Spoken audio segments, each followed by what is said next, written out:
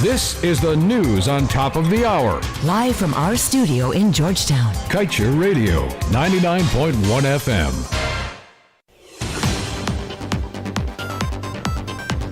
Good evening. Welcome to this evening's newscast right here on Kaieteur Radio. I'm Kevin Smith. Let's get to the news in detail.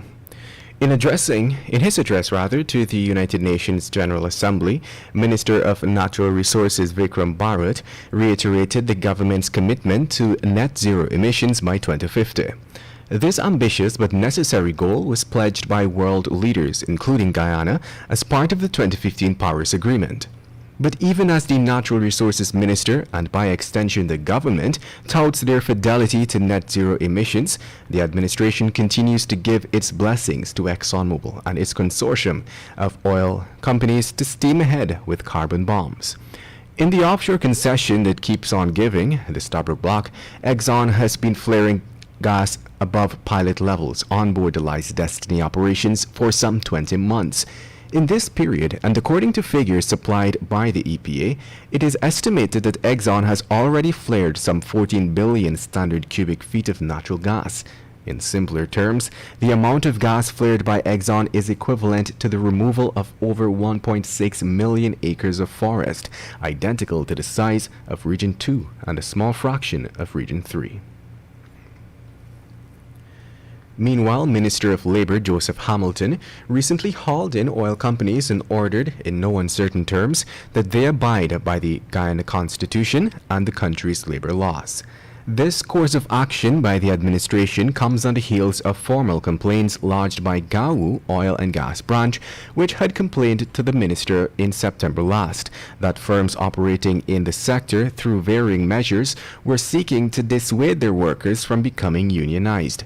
The union as such contends that the denial of workers' freedom of association was a blatant violation of Guyanese's constitutional right to belong to trade unions.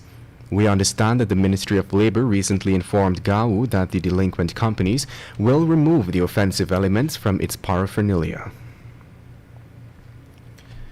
And moving on, President Irfan Ali, along with Vice President Bharat Jagdeo, yesterday took time out of their participation at the 76th United Nations General Assembly to host a press engagement at the Hilton International Hotel.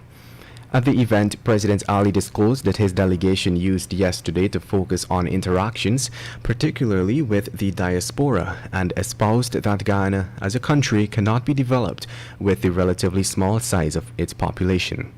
As such, he indicated that the administration, in crafting its proposed local content policy, is including measures to ensure that the members of the Guyanese diaspora are included in Guyana's overall development as an oil and gas producer. Meanwhile, a single mother and her 5 children are now homeless after a fire completely destroyed their one-bedroom concrete home they lived in at Blueberry Hill, Wismar, Linden.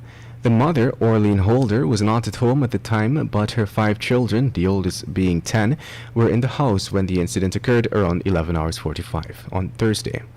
During that time, Holder said she left the home to render some assistance to the teachers at a nearby school since they were moving into another building. We understand that the neighbor saw smoke emanating from the house and heard the children screaming. According to the police, she hurried to the children's aid and removed them before the house went up in flames. And moving on, a knife-wielding bandit dressed in a white jersey and a pair of short blue jeans was caught on camera yesterday wrestling a 38-year-old cop to the ground and robbing him of his haversack, which contained his cell phone, valued at $12,000, and his police uniform in front of Moneshwars on Water Street, Georgetown. The robbery took place around 6:45 while the policeman was walking towards the bus park. The bandit, armed with a large knife, was seen running behind the man and grabbing his haversack. He cornered the cop close to one of the stalls located in front of Moneshwars, but was met with resistance from the lawman. And to wrap things up this evening, let's tell you that the Minister of Public Health, Dr. Frank Anthony, on Monday night revealed that it costs the state more than $5,000 to treat each COVID-19 patient who is hospitalized.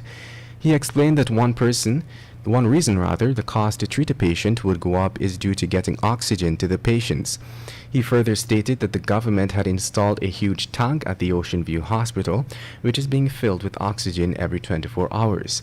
However, he stated that the refilling of the tanks with oxygen could change depending on the patient load for the day. The minister noted that the aforementioned also occurs at regional hospitals.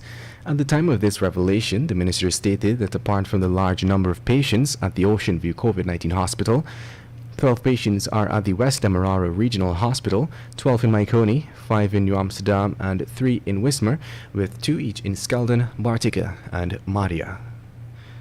And with that, we've come to the end of this evening's newscast. I'm Kevin Smith. Thank you for listening. Want value for your advertising dollar? Then place your ads on Kaieteur Radio's newscast.